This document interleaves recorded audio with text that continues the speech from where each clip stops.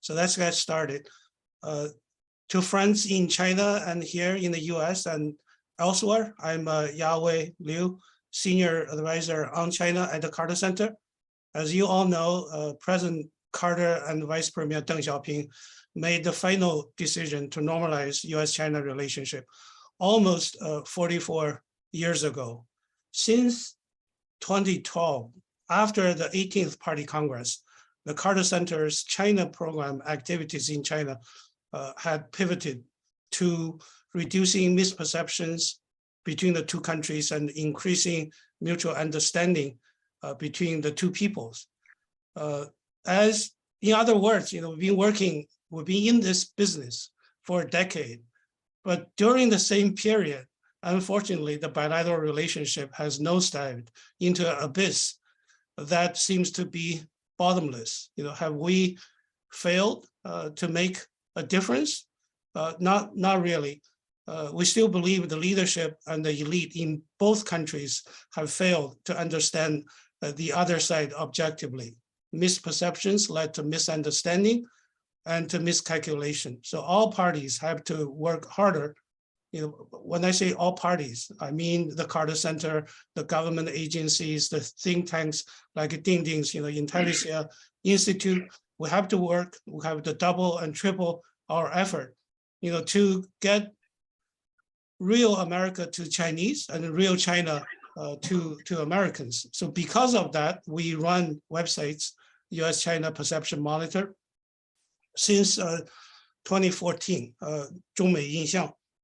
We organize meetings, the Carter Center Forum on US-China Relations and the Young Scholars Forum on US-China Relations. The first series of meetings began in 2012.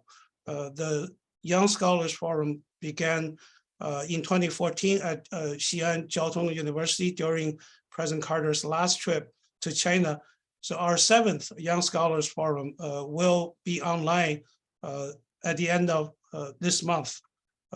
We have a very good group of papers. We will share information through WeChat and through Dingding and others. Hopefully, some of you who are online today will be able to attend the Young Scholars Forum virtually.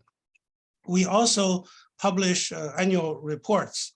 And today's talk is actually, we're exploring the possibility of publishing a report on the role of innovation in US-China relations. We already published 3 reports. The first one is the role of civil society and NGOs in US-China relations. The second is the role of agricultural cooperation in US-China relations. The third one is the role of higher education in US-China relations.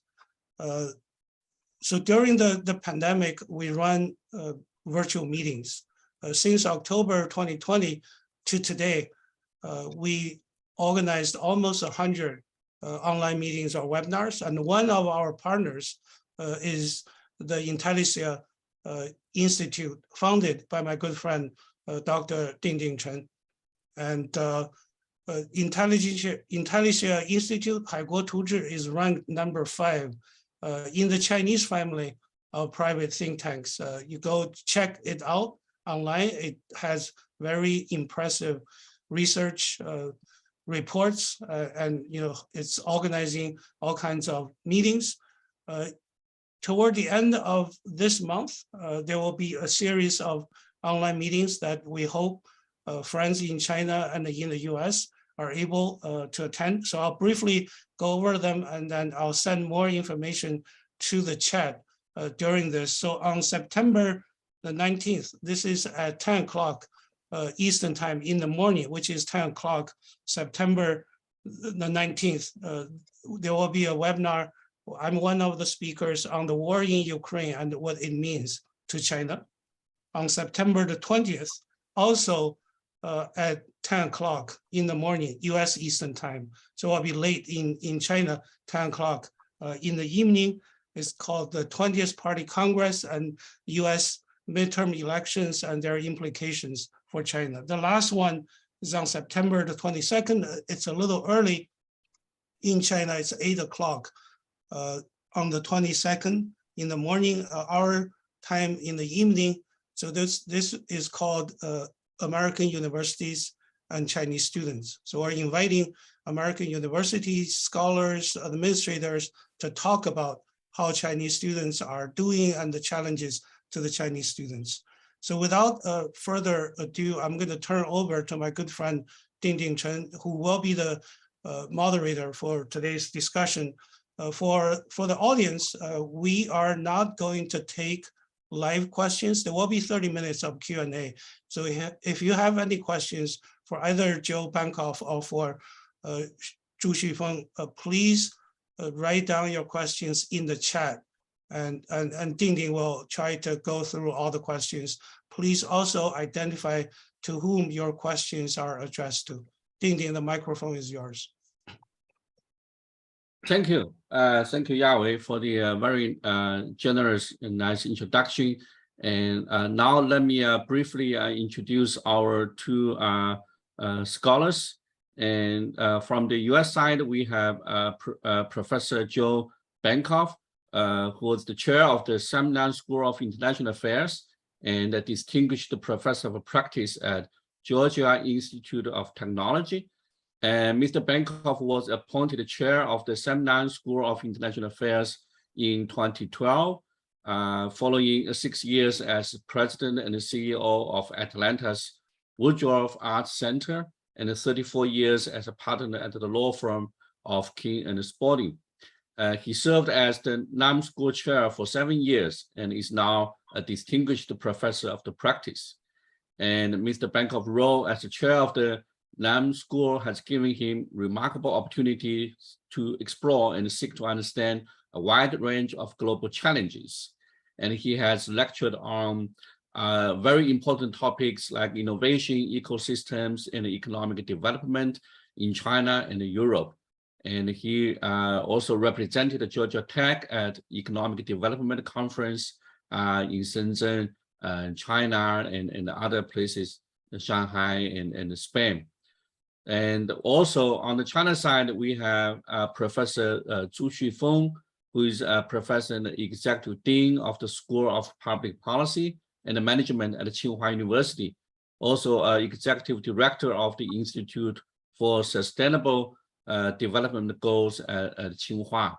He has so many other titles, so I will not detail each of them. And he's editor-in-chief of China's Public Administration Review and the director of the think tank research center of the SPPM. His research interests are very wide, including public policy theories, science and technology policy, environment and climate policy, public governance, and Chinese affairs. And also, very importantly, he was nominated by United Nations Secretary General Antonio Guterres as a member of the UN Committee for Development Policy, CDP. As far as I know, he's the only one from China taking this position. So we look forward to a very exciting and inspiring discussion between our two distinguished scholars. A word about our topic, innovation, and how that plays a role in US-China relations. I think now everybody begins to have a sort of a consensus that innovation and technology will be the driving forces for the future development in maybe all countries. So the global issues today we face need to be resolved collectively by the major powers, and then innovation technology will play a very important role. So what is the status of innovation and technology in both China and the US? We want to hear from our two scholars. And more importantly, how can we facilitate cooperation in this area? How can we facilitate people-to-people exchange with innovation and technology, and so on and so forth? So I'm very excited to hear from both scholars. So maybe Professor Bankoff, you can start by telling us from your perspective, what do you think of innovation and technology today in US-China relationship? Thank you. Well, thank you. And thanks to my friend Yahweh I'm really deeply honored to have the opportunity and to be invited by the Carter Center and Intelligentsia Institute to join with a very distinguished colleague who I've known in China for several years, the Executive Dean of Tsinghua School of Public Policy and Management, to discuss this question. Let me be clear about a couple of things. I do not claim to be an expert on much that I will discuss. I'm mostly an observer, and I want to share some of what I have seen in my travels in China and elsewhere. I have visited and learned from many cultures as a lawyer dealing with technology issues around the world, and as television counsel for the Olympic Games in Atlanta. I actually visited with CCTV in 1990 to talk about the coverage. And then as president of an arts center, which we arranged to bring an exhibit of the Xi'an warriors to Atlanta. We had exchanges of art with the Paris Museum, the Louvre. I've seen the power of culture expressed across the globe in art. Well, the same thing is true of innovation. Innovation is simply a form of the expression of a culture, and it stems in many respects from whatever education is provided and what opportunities exist to explore the new and the different. This has been a priority in both China and the United States. And as I was saying a moment ago, we have a student body here of roughly 25,000 on campus. Our online masters is twice that. But the point is, on campus, we have roughly 13,000 graduate students. 1/3 of those doing research, basically on PhDs, are born outside of the United States. And of that third, 1/3, the largest single cohort, are Chinese, and many from the Tsinghua School in Beijing. And these are the brightest, most interested in trying to advance themselves, but also interested in the technologies and the science that they're studying. And the process of working on a PhD, which is an ordeal, basically of 5 to 7 years, they live in different cultures and they understand in ways that are quite important, far more than just the technology. So the exchange that living in an environment in which you're working on projects with others together is really been the important part.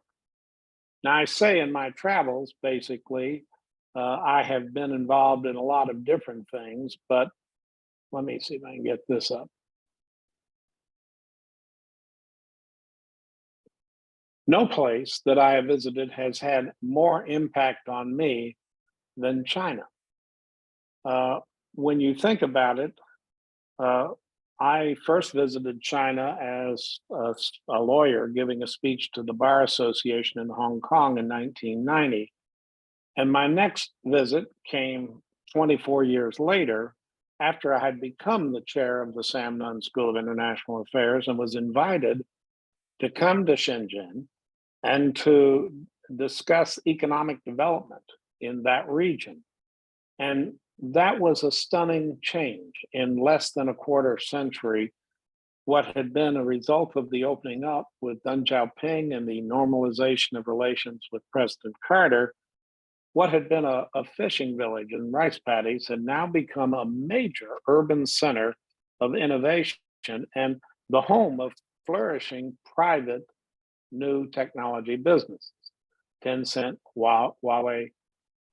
Now, in my visits in China, I have been privileged in many opportunities to meet with scholars and students, with leaders in government and law and finance, and with the heads of some of the major state-owned industries.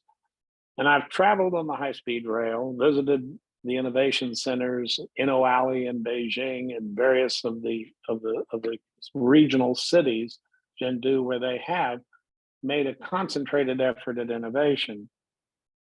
But I've, in these visits, have developed a deep respect and frankly, a warm friendship with many I have met and their children. That's how Dean Shu and I met. And several have actually become so close, it just might as well be family. So therefore, I'm pleased to have an opportunity to talk about my deep concern about the growing tensions and the political animosity between China and the United States. You know, whether we like it or not, we are actually going to be in a situation where we share common challenges. We're on a single planet, okay? And the challenges we face do not respect national borders. If we look at climate change, the pandemic that we have all been living with, and the influence of what will be migration and mobility and how to adapt to that, more than half the world, both in China and the United States, now live in cities. And the need to deal with how we provide employment and services is going to be a critical aspect. We also have strong economies in both China and the United States, but with that comes very significant economic disparity, and it's growing. But it also, with the miracle of China's growth, there are now as many people in the middle class in China as there are in the entire United States. In the 30 years we've had, China's raised basically 500 million people out of abject poverty and created a real middle class of about 300 million. That's about the size of this country. But they come with middle class expectations, and the disparities are a source of grave concern. And both countries are aware of this and are dealing with as best they can. Finally, the impact of the internet and social media has been profound, and we're dealing with different generations. It is absolutely true that there are huge differences between those born after about 2000 and those that were born a generation before, the millennials versus the Zs. We have an aging population. This is particularly acute in China, where you have a challenge of what I call the 1-2-4, one child with 2 parents and 4 grandparents. And the provision of social services and the network that's going to be needed is a real challenge. And then we have rising populism and nationalism that's driven politically on both sides. And this has caused even the elite to wonder whether America somehow has lost its way, because we live in a very fractious time, a very polarized time. But this is a clear concern. And so it is not wise for us to try to judge a people by what you see on television and the politics. And what I have seen at Georgia Tech and at Tsinghua and elsewhere in China is the effort to use this energy, this youthful energy, to try to solve problems. They love to try to solve problems, and they particularly love to do it in groups. You know, both the United States and China have come to realize that their future economy is very different from what brought them success in the past. They now confront the need to find new and innovative ways to meet the social and economic needs of the future. And at the present, they're both working furiously independently to do that. Well, I think, or I would like to think, that if we could have diverse experts, both existing experts and students studying these technology or policy issues from both countries to work together, that solutions to some of the common problems might be created faster and more efficiently. You know, by joining those now studying already familiar with the technologies, but also with the diverse needs and cultural differences in each country, we could create a stronger innovation team by bringing different strengths, different experiences, and different perspectives. This doesn't mean they need to agree on politics or anything else. It means that they need to have an opportunity to work together on a shared problem to see if they can get something done. You know, if we put aside the areas of political concern, and there are many, could we create a walled off, if we would, a walled garden in which 左转，左 the 转。 project area 对，右边有很多 approved 泥头 by 车，对，不要走。 both countries could work together using the same kind of remote technology that we're doing tonight. We could create small teams composed of students from both campuses to work together virtually to create and compete for the best ideas or the best solutions, or maybe a new product or a new technology that would address these developmental challenges that are shared. And any solutions or technologies created in these walled gardens could and would need to be shared in both countries. One of the things I learned is there's an ancient story known by all the children in China about the legendary journey of 4 pilgrims to the Western regions to obtain sacred texts, the Buddhist texts. And they overcame together many trials and hardships along the way. This journey to the West, Shiyunji, is more than a comic adventure.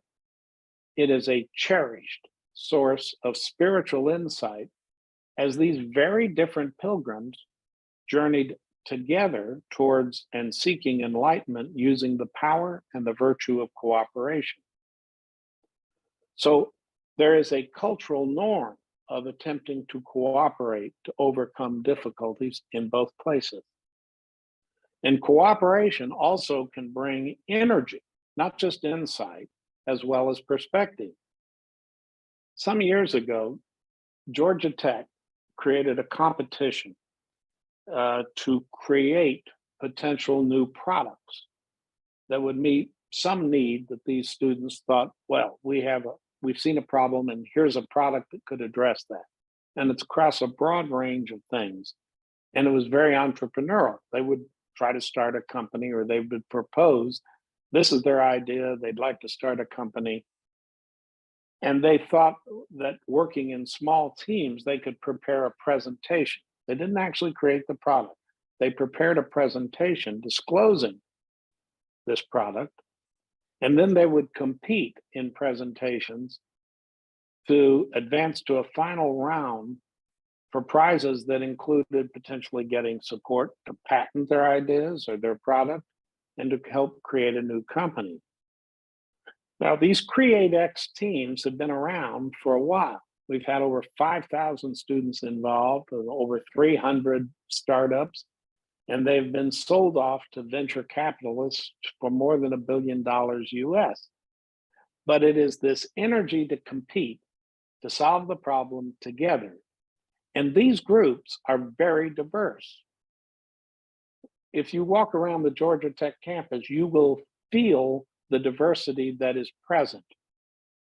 And whether they win or not, this experience of working together in an entrepreneurial project creates very strong bonds between the students, and it teaches the power of cooperation as well as entrepreneurship. Now that's Georgia Tech. Where Dinshu is, they have a similar competition. They have a Tsinghua International Case Analysis competition of public policy focused on the Sustainable Development Goals of the United Nations. And it is really a project that is built less on a product and more on a case analysis of a public policy issue. And they will propose potential solutions, or they will propose an approach, and then they compete. These small groups of students will then compete to come up with ideas to address one of the 17 developmental goals the United Nations has. And they create these studies, I was surprised to discover, in English. And they reflect real world scenarios of either local problems or concerns, or maybe a much broader perspective. But this is the same discovery of energy by working with students together to solve problems. And the competition here raises, in my mind, the opportunity, would it be possible? Let me just stop this.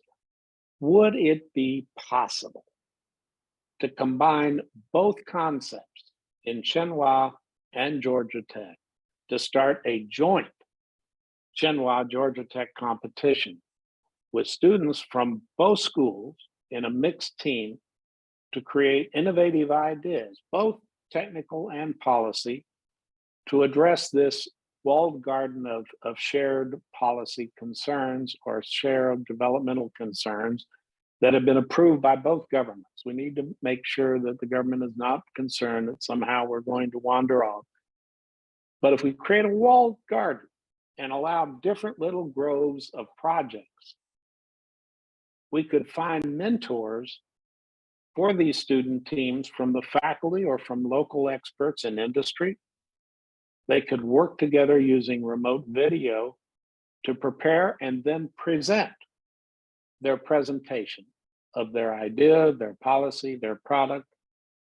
And this competition could just as easily as tonight be viewed not just by panels of experts on both sides, but by the students also in the campuses. And we could arrange to have a popular vote as well as expert opinion. But out of that, it would be a motivated engagement and concern to address these important shared problems together. Now, it would be necessary to make sure that any innovations that are created or ideas that come up are open, public, and shared. A published inventory, we could actually do a symposium of the very best ideas to be prepared in both languages with written summaries and charts and photographs prepared by the students. And prizes, I think, could include efforts to have the same teams of students visit each other in their respective campuses as a way of either advancing further on their projects or just having an opportunity to spend some time together. You know, I think that if we could pilot this, and frankly, I'll be, you know, there are a lot of very fine universities in the United States, but I'm very fond of Georgia Tech, partially because although it's a public institution, it is not politically oriented. We are not in Washington. We are not red. We're not blue. We're principally green. We are focused in our new strategic plan on these same strategic development and sustainable development goals. And of course, I make no apologies to the fact that I consider Tsinghua the #1 engineering school in China and one of the very best on the planet. So I would like to start at the very top by showing as a matter of practice that it would be possible to do this at a very high level, because if this effort was successful, this walled garden for joint innovation, then it might be open to include students from other schools and universities in China and in the United States. In other words, I think it is potentially scalable to bring to a larger group of people this shared experience of working with others in a different culture on a common problem to try to get something done. And I think if we were able to do that, I think we could obtain sponsorship for the costs of this from the major technology firms in both countries. And maybe they have to give the money and out of Facebook to the American universities, and maybe Tencent and Huawei have to do it for the Chinese universities. But the point is, this is our future. These young people are the future. And frankly, we might, in the process, create some terrific new ideas and some solutions for these common problems. That would be wonderful. But even more important, it would also create an exposure to and an understanding of another culture that might help bridge the growing gap. These students, as I say, are the best that we have in both societies. They have endured a great deal to get to where they are, but they are committed to trying to solve problems. And they are frankly better at solving a problem you hand them than figuring out what is the problem. Ding Chu works very much on trying to help them peel down to understand what is really the problem here when he does the policy analysis. And we're doing the same thing looking at the technology questions. If we were to do it together, these students might very well form a very strong bridge for the future. If you're over 40 and you've made up your mind about one country or the other, I give up. Send me your kids. Because what we're really dealing with here is finding a way to get firmer ground using the energy of joint innovation to build bridges of understanding and respect for both cultures. The differences are really important of our most talented young, and might also create some new friendships as well as a possible solution to some of these problems. But I believe it's worth a try. That's my comment.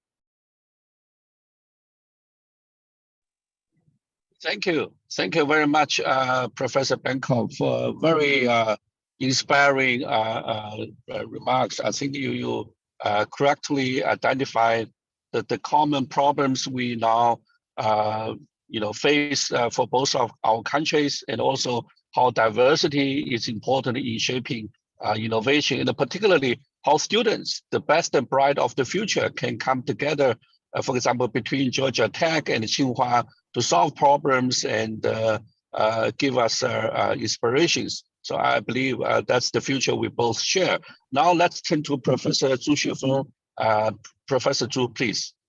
Okay, thank you, Ding Ding.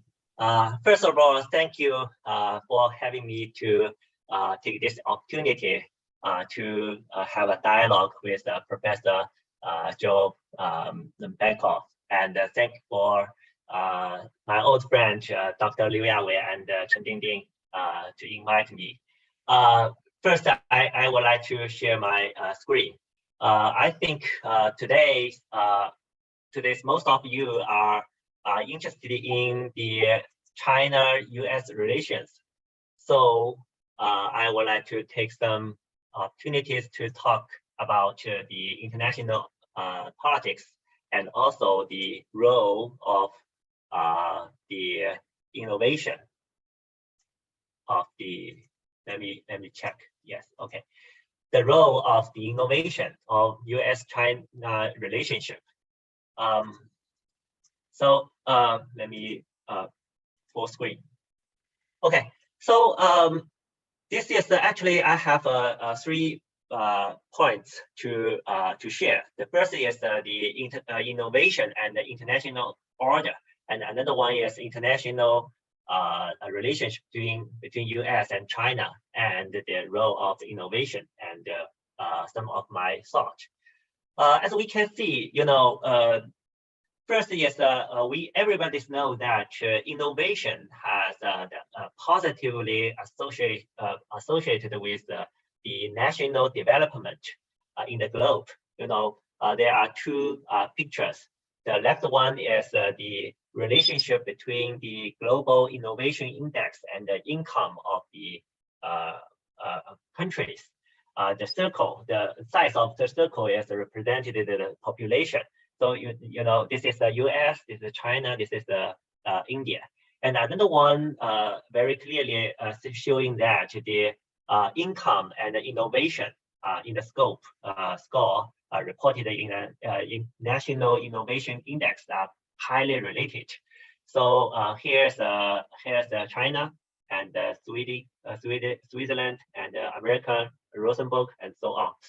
So because today we are talking about the international relations, especially for China-US relations. But if we historically speaking, in the past 500 years, these pictures show that the high great powers or high great empires in the past 500 years. First is China, okay, and then China declined, and then Netherlands and the United Kingdom, and now is the United States successively emerged as the leading countries. And the rise and the fall of a big country is accompanied by the rise and the fall in innovation. if the rise, as we know, like the United Kingdom, the Industrial Revolution, after that, the United Kingdom rose. And then the United States have the second industrial revolution. So the rise is accumulation strength through politics, political, economic, science and technology innovation. And then they climb to the peak, and innovative achievements are learned by other countries, and the divergence and the difference between internal and external expansion hinder innovation and cannot maintain innovation advantages. Then the country declines. Currently, we can see America actually holds most of the big breakthrough innovation in the world. For example, like light bubble, computer, internet, mobile phones, like airplanes, telephone, and atomic bombs. You know, all of them are were innovated or invented by the U.S. And then we can see China's rise. After the reform and opening up, China has developed rapidly through the series of political and economic reforms. And since the establishment of the diplomatic relations between China and the United States in 1997, thanks for the President Carter, the United States has provided capital, technological, and cash management model to China, and China has provided a huge market and abundant labor force. Now, China's strength has rapidly increased, and it has become the main competitor to the United States. So now, currently, China is very rapidly rise, just the second greatest power in the world. So the innovation, the role, and the innovation and the U.S. and China's relations. So let's compare U.S. and China in innovation. The left picture is the table is the Bloomberg Innovation Index. The ranking of the U.S. has dropped slightly, but it still maintains the advantage in innovation ability.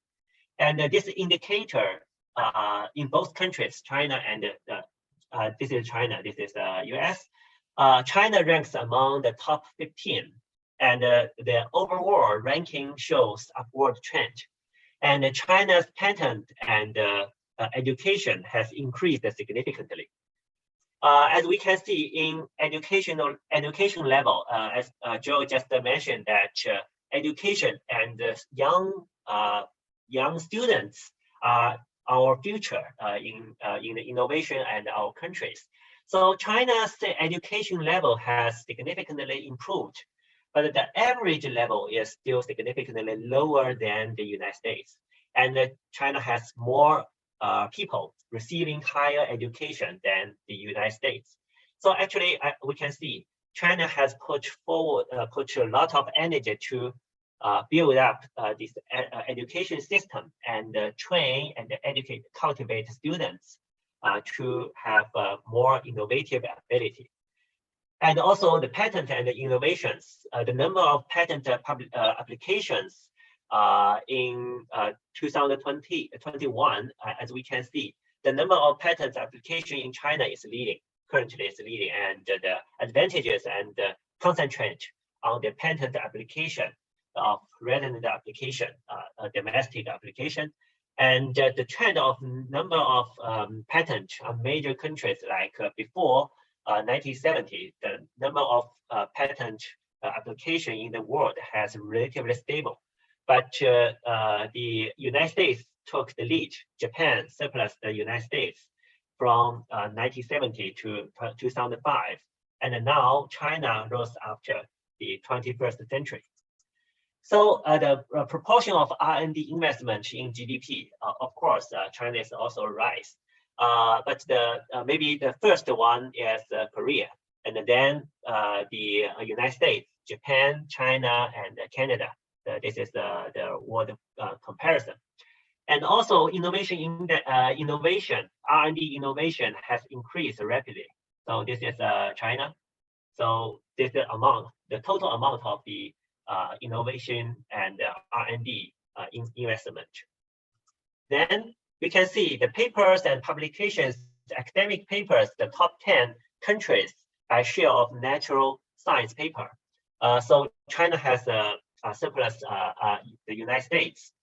And also the proportion of paper, proportion of papers, proportion of top 10% cited papers, and also the proportion of top 1 cited paper. As we can see, China's innovative ability in terms of papers, published papers, are rising and convergent with the United States.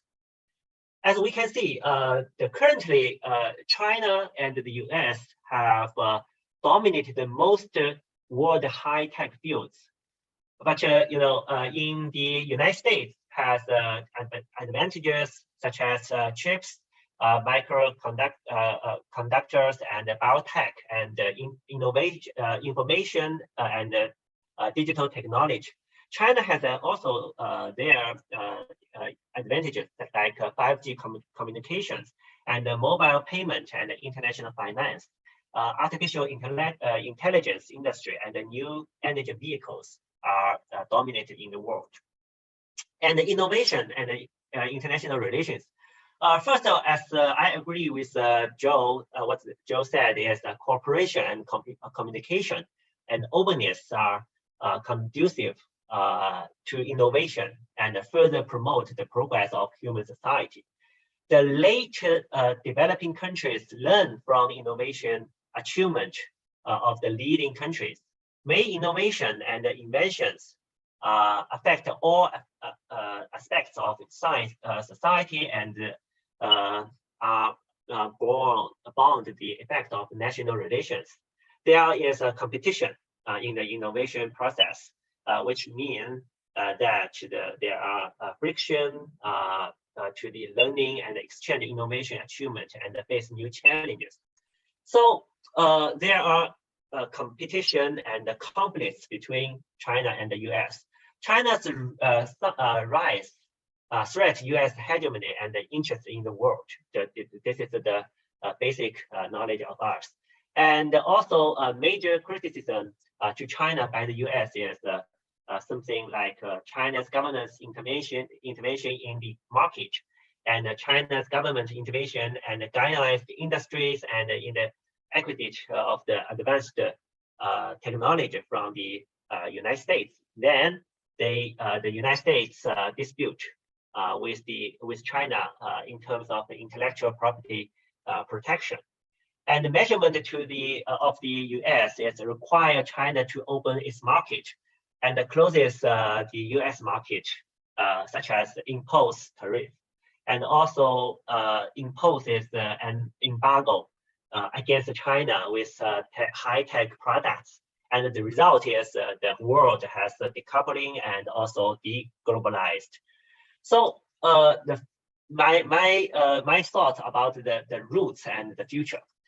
We must say that there are difficulties for innovation cooperation.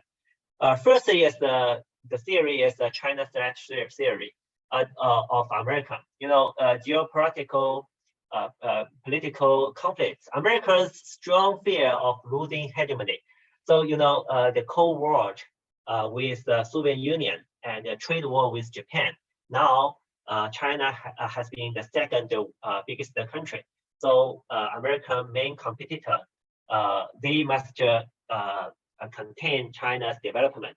And also there are some internal divisions and intensifications of contradiction, like adopt a tough policy on China to gain votes of politicians and see China as the common enemy to divert domestic conflicts, and also international intellectual property disputes and controversy between ideology and the political system. So this is some reality between China and the US. but we think that there are some major contradictions stem from inside. There are some lot of problems within the U.S. For example, the dollar. Now the dollar is the international currency, reserve currency, but also U.S. dollar is the domestic currency. So this is the tariff paradox. So the balance sheet is like very difficult to be balanced. And also terrorism after the 9/11 terrorist attack. So the U.S. have a very low interest rate, close to zero, and then negative to zero, quantitative easing after 2008. Then the American has a large number of debt, and also because the interest rate is very low, so the whole economy has very using their debt, and then widen gap between the richer and the poor, and then there are a lot of conflict domestically, and then we know that the bipartisanship between the Democrats and the Republicans, and the divided ideology. Currently the divided ideology is the widest in the history. So what we should do? Both countries in history, China prefer to establish peaceful and cooperative relations with other countries. China's intellectual property system is gradually improving, and the communication and the cooperation can promote innovation, and we must control the scope of competition. And we should deal with the potential risk and the contradiction at home and avoid the failure of decision making. And we must find a common interest between our countries. And so the final slide is we must promote knowledge accumulation, science and technology process, and increase productivity, and also build a more open international student training system, and increase academic exchange, build and improve international academic system and standards, and improve the intellectual property legal system, and build a better market and promote the efficient allocation of resources, and solve the international problem together. As we just mentioned, that climate change and infectious disease and so on. So that's all my thoughts. Thank you. Thank you, Professor Zhu, very much for first outlining the very big macro level picture of innovation. I think I agree with you. Indeed, the US is still the leading power globally, and China is catching up very quickly, but there is still a long process to go. And so how to achieve innovation? I think there are many different ways to do that, especially between the two countries. But anyhow, let's now open up for questions and from the audience. And the audience can type your question in the chat room, and we will ask our two speakers, or you can identify which speaker can answer the question. But before that, maybe let me use my own privilege as a moderator to ask a more specific question. I think raised by Professor Benkoff and echoed by Professor Zhu, that academic exchanges should be further promoted, which is facing some difficulties, of course, these days because of many factors. But how can we further promote academic exchanges? Maybe one is using new technologies, like webinars, and now become more sort of okay. What we used between, for example, Georgia Institute of Technology and Tsinghua, and maybe other institutions. Can we promote like online courses that credits can be even acknowledged and transferred between institutions, or anything like that? Maybe Professor Benkoff first. Well, thank you for the question. And let me say I'm in large agreement with everything that Professor Ping Zhu said. We have at Georgia Tech right now an online master's program in computer science. It was one of the first, I think, in the world. Our College of Computing basically admits students the same way they would if they were physically coming for a master's, but they never come. All the coursework, all the work, all the projects are done online. And the only time they may come to campus is when they graduate. We have more than 10,000 students currently enrolled in that all over the globe. Secondly, I created a course at the school in which half of my students were physically in Paris. They were at Sciences Po. And we did projects to evaluate problems, and they would do joint presentations. And I was worried about whether the technology, which I know is fascinating, would actually create the kind of personal connections that are important in this process. But I discovered something. For this generation of students, those born basically after about 1990, virtual after 15 minutes is real. And they become really good friends. They may have 15,000 friends on WeChat and Facebook, but they actually do have a building. In 2015, when the bombing, the terrorist attacks in Paris occurred, my students were as emotionally distraught because they knew the students in the Saint-Germain area where they live in Paris were close to where all this had happened. So I think we can use the technology. We have used the technology, and we are currently using the technology. What we are looking for here, with your focus on the questions tonight, are not whether we can come up with the next great idea, although we may. The real issue is, can we build enough mutual understanding and respect for the differences? This is not about trying to make everybody give up their culture. It is about respecting that there's 5,000 years of history that shaped the views of these children in China. And the story of the journey to the West is a part of that, but there's a lot more. America is less than 300 years old. We're a teenager, and we act like it periodically. But right now, both countries are driven by elections. One's in October, the party Congress. One's in November, the biannual elections of the United States, the midterm. And so there's a lot of political noise.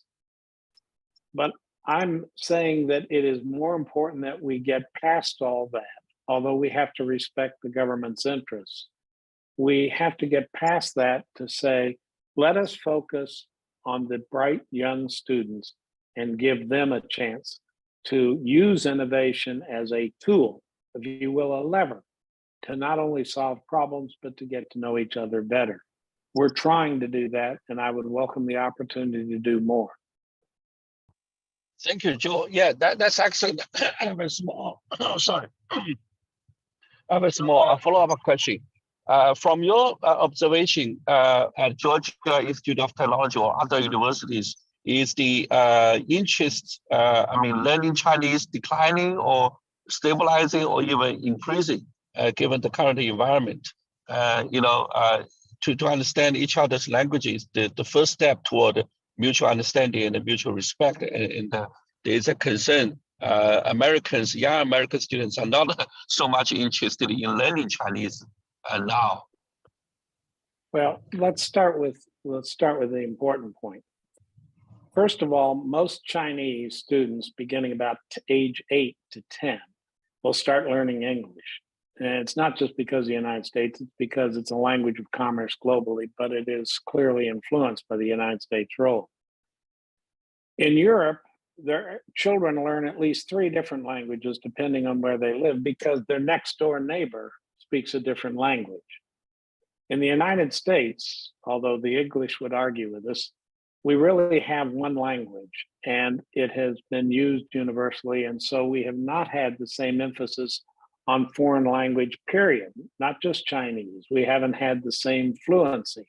Yes, you may study in high school, you may study in college, but you're not at a level of fluency that understands the culture.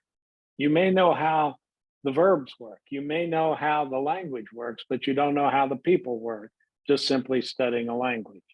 Now, Chinese is really hard. You have to build an ear to the tongue and the tones, because the same word pronounced 4 different ways means quite different things. And so it is a skill that is a really challenging skill. To answer your question directly, I don't think I see very many people over 40 trying to learn Chinese or Mandarin. But you look at the high schools and you look at where the language interest is for the young people, and Chinese and Spanish are the 2 dominant languages. Not so much the historic Romance languages, but those 2. So there is an awareness and an interest.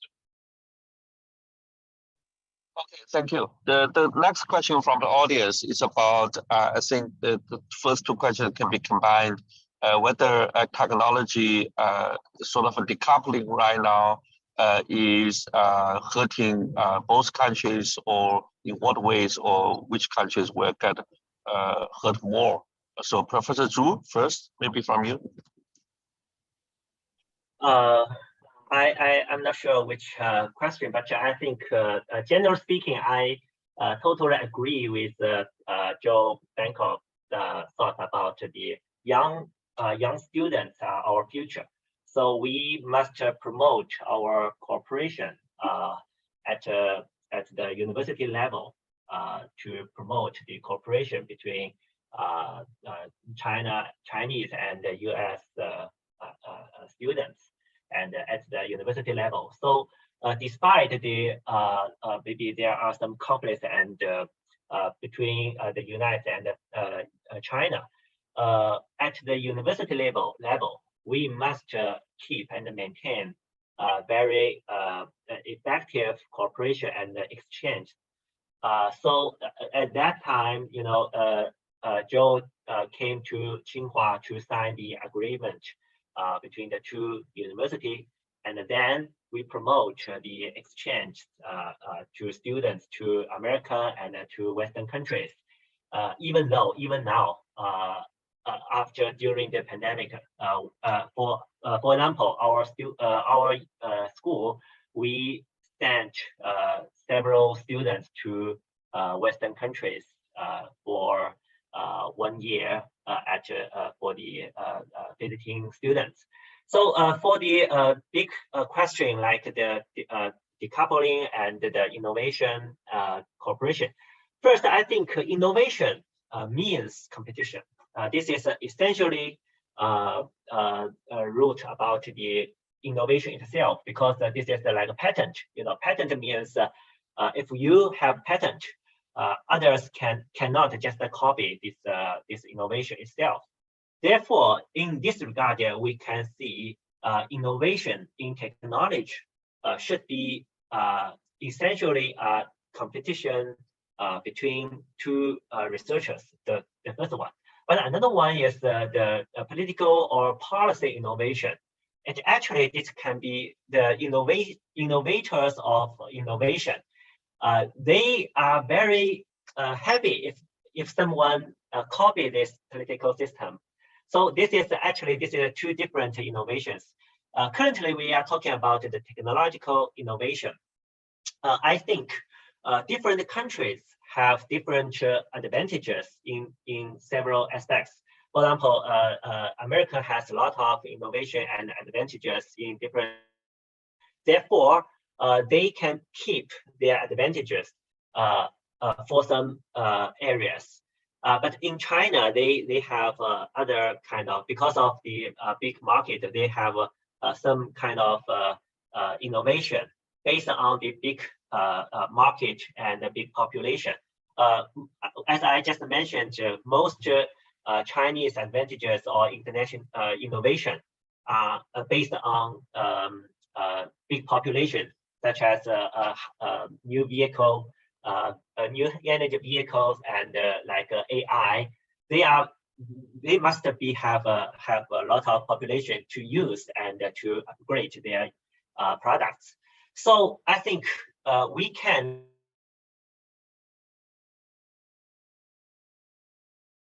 to make conflict between the two countries. As President Xi Jinping said, the ocean, the Pacific Ocean is big enough to hold the two countries. So I think so we can share our abilities and to innovate, and then we can share our interest. So. Thank you, Professor Zhu. I agree with you. Sharing is very important. The next question from audience is about how to, what in light of the current difficult relationship between the two countries, what can each country do more specifically to ease the relationship? So in terms of practical policies, also again, another question is about climate change being kind of stored now. So what can we do in terms of maybe foreign policies that can calm down a little bit? Maybe both professors, please. Well, look, I have a bias that people that sit down to have a meal together don't go to war with each other. The idea of trying to become friends, to become understanding others, means you just have to find the opportunities to do that. Now, realistically, you have to recognize, as the professor said, that innovation is at its heart a kind of competition. But we're in the business at higher education of creating knowledge. That's not a zero-sum game. If I get the knowledge, somebody else doesn't get the knowledge. It is a published a product, and we all benefit from what is. The competition, in part, is who has the workforce, who has the competencies to deal with the technologies and the problems that both countries face. We face some similar problems. The disparity in income. I mean, you still have 800 million people, and a lot of them are in the rural areas without the same level of healthcare systems that you have in the cities. You have huge problems with the size of the country. We have a huge problem because of the way we have politically gerrymandered so that our elections actually are sort of rituals. They don't really decide as much because the way the politicians have chosen their voters means that the elections are almost predetermined. And so loyalty to your political party becomes more important than actually solving the problem. Take guns. We would rather raise money arguing about guns than actually doing something about it. And both parties are part of it. So look, we're going to have to stay out of the zones that are politically frictional. Okay, we're going to have to stay clear of that. But if we can create, that's why I call this a walled garden. Everybody really can agree that the 17 development goals in the United Nations are things that are worthy to try to solve. That's why Tsinghua chose that as their policy analysis. And that's why Georgia Tech has chosen those development goals as part of our technical innovation efforts. But if we can work in those areas and create opportunities, then we are not going to change any minds that are over 50. But we may very well create friendships that bridge that gap 20 years from now. Yes. First, I think thanks for America's help since the opening reform and opening up. China's rise are very helped by the United States. They like the FBI and also technological support from the America. So at that time, China is a learner, and currently China become the second largest economy. So I think to keep and ease the conflict between China and the U.S., I think the hand is in America's side. In China's side, we hope to make more friends in the world. Our diplomatic policies are trying to make every country as a friend. But maybe American side, the politicians don't think this is a good thing. They think this is the hurt about the Americans' international interests. So maybe therefore, as we can see, different things. Trump and Biden, they both parties they think China's expansion and development as a threat of the America's hegemony. So I think this is the first thing is I guess we cannot say American people you can't think about that. But I guess if they think this decoupling is hurt to both countries and to the world, they will rethink about this issue. For example, the question mentioned the climate change. We think just recently China stopped the climate change in negotiations, but both countries continue to keep progress about the carbon dioxide reductions, emission reductions from both sides, even though they haven't restart the negotiation. So that's the issue is we can do what we can best do, and then keep the world peaceful and safe to other countries. I think this is the most important thing is we cannot rise these conflicts to the war between the two countries. This is I think this is a disaster for the world. So. Yes, Professor Zhu, thank you for raising the point. Yes, I agree that climate change, maybe talks are not happening fast right now, but we still continue to do what we can do domestically, right? Maybe at the state level, at university level. So I think that kind of cooperation is actually growing and not only continuing. So I think we still see some positive signs in these areas.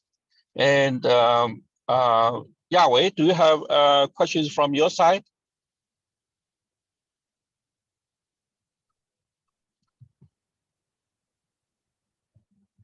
Yawei, you there? Do you have questions from your side? So the screen is stopped, Yeah, both Yawei and frozen. Yeah. Maybe connection. Okay. The technology is not perfect. Yes. Look. So yeah, Joe, please. Go ahead, Yawei. I was just going to say, look, there are areas where there are going to be political tensions. I have great regard actually for Xi Jinping and the challenges he faces trying to transition from a manufacturing economy to a service consumption economy at a time in which there really is a middle class that has expectations that need to be met and a huge economic disparity. It's a little bit like riding the tiger by the tail. We have the same problem in a different form because of our political structure here. That's not to say one's better than the other, but we both have problems. Now, working on the problems that we are busily arguing about with the other isn't going to get us anywhere. So we need to find zones where there's a shared interest in trying to get to a solution. Now, some of those are biomedical. The pandemic is the most recent experience. I thought if somebody from Mars came down here and started killing people on the planet Earth because of our own respiratory system, the world would come together to fight the Martians. I was wrong. what is going on is that we all tried to do different things, and there were reasons why, but we all did different things. Imagine what would happen if we could take the best of all of the research that had been done on viruses. And China, after the bird flu, spent a great deal of time and effort developing great expertise. And anybody that knows anything about the actual facts will not consider for a moment that this came out of a lab in Wuhan. This is an emergence in the same way that we see a reemergence of polio. We are going to live in a world of viruses. So now it would be really nice if we could work together to figure out how to avoid or solve that problem. But that's just one area where we have common interests. These viruses don't give a damn about national borders or how big the ocean is. We are all traveling around a planet in which we are going to share the same problems and the same illnesses and the same viruses. So let's pick the areas where we can agree that we have a common problem and focus the energy of our young folks on it and let nature take its course. We can't plan this. We have to create the opportunities so it will just happen. So I totally agree. Yeah, Dini, can you hear me now? Yes, please, Yahweh. Yes. Please. I have a question for Joe. I have a question for Professor Zhu. So for Joe, there is this saying that to redefine U.S.-China technological relationship, so the so-called small yard and high fence, how do you operationalize it? Who is going to define what are the technologies or the innovations that have to be kept inside that yard?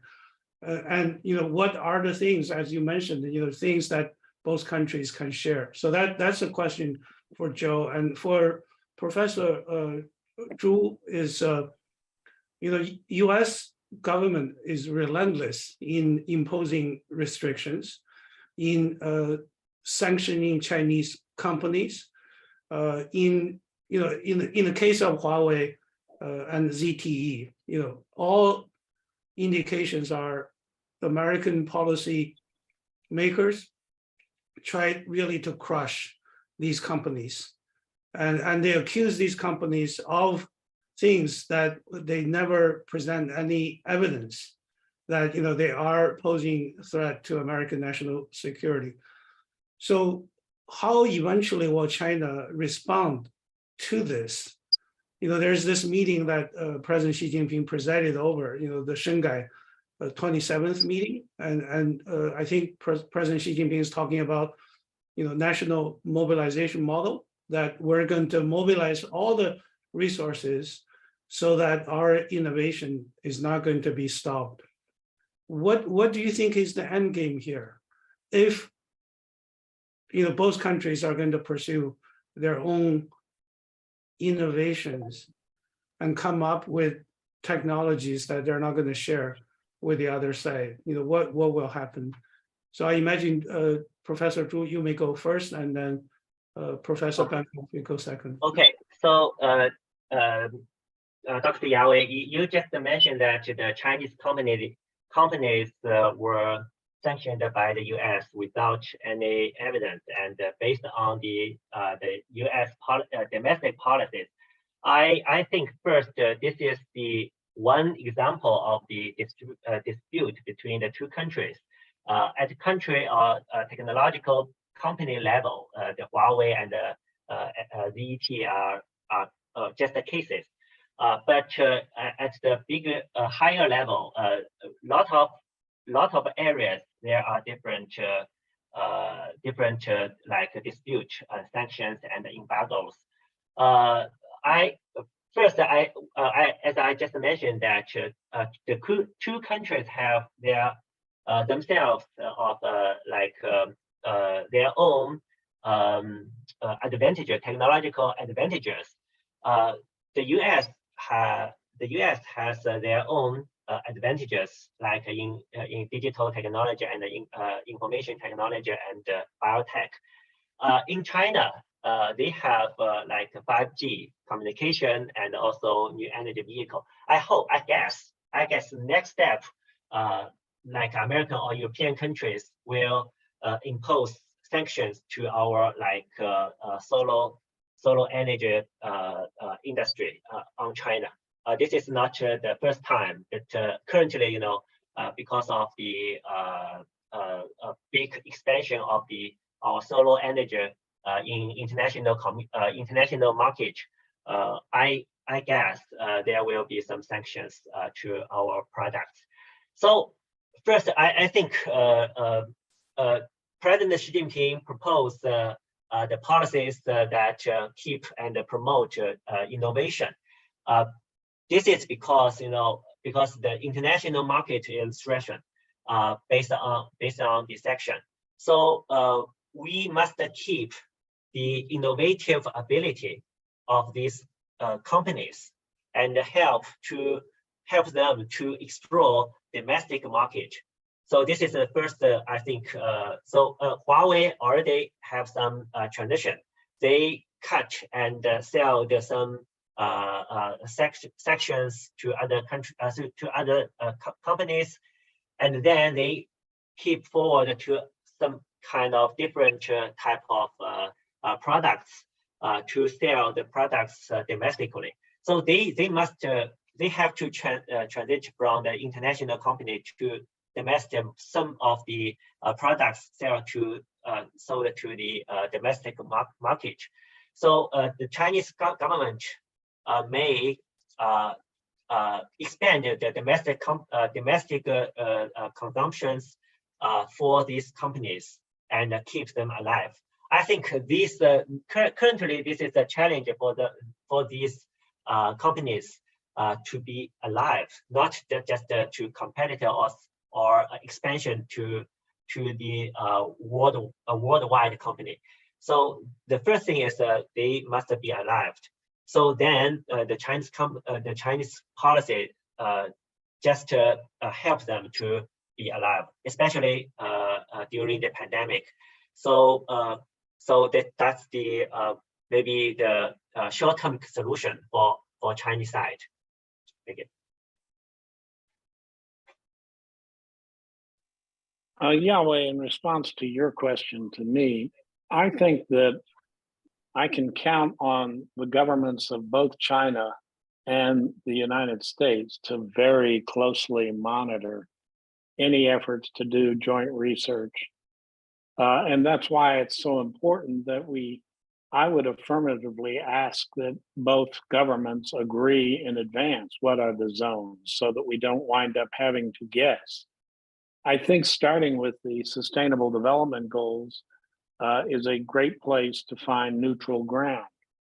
As Zufeng has shown, the one thing that brought the Republicans and the Democrats together is who could be tougher on China. Now, that's just the politics of the moment. I don't know whether that will last beyond 2024 or not. And I'm looking at a much longer horizon than trying to change things overnight. I really am saying that if we can pick the areas and actually seek the approval that we're in a very neutral zone, then we can then have our students go forward freely and work on policy suggestions or others. And out of this may come something that is unexpected. But what I would hope would come out is the idea that people suddenly discover that there is more than one word for a thing. There's more than one way to look at things. There's more than one form of government that can be made to work. And they develop a sense of respect for each other in a way that does not now easily come about because they never have the opportunity. And having people work in a lab for a PhD for 5 or 6 years is useful, but it really isn't going to solve the problem. I'm focused on the undergraduates and working together in a way that basically builds a sense of regard.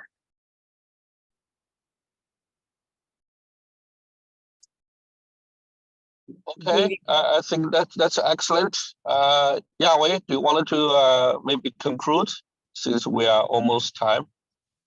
Yeah, first I want to thank Professor Bankoff and Professor Zhu for your time and for your brilliant early opening remarks. I also want to thank our audience in China and those that are probably here in the US. As I mentioned, later this month, there will be multiple English language online meetings, webinars on the war in Ukraine, on the Party Congress and US midterm elections, American universities and Chinese students. And I strongly believe, as Joe and Xifeng mentioned, that we just have to do everything we can to hopefully, in the long term, convince the policy makers on both sides, that there is common interest. There is, Joe, you said it very well. There is more than one form of government that will work. That regardless of political systems, ideologies, there are challenges that the two countries will have to work together. Otherwise, these challenges are not going to be overcome, and they are going to bring disasters to the entire world. So again, thank you all, and hope to see you at another one of these meetings. Bye-bye now. Thank you, Professor Yao-Wei, Bangkok. and Ding Ding and Thank you, Xifeng. Thank you. Bye. See you next Thank you time. to all the audience. Thank you. Bye-bye. See you next time. Soon in Beijing. Yeah, in Beijing and in Atlanta. Yeah, we'll need we can send the invitation to you all, but we also need the invitation from Ding Ding and from Xifeng in order to go. No problem. Okay. No Thank problem. you. Bye-bye. Okay, bye. Bye-bye. Have a good evening.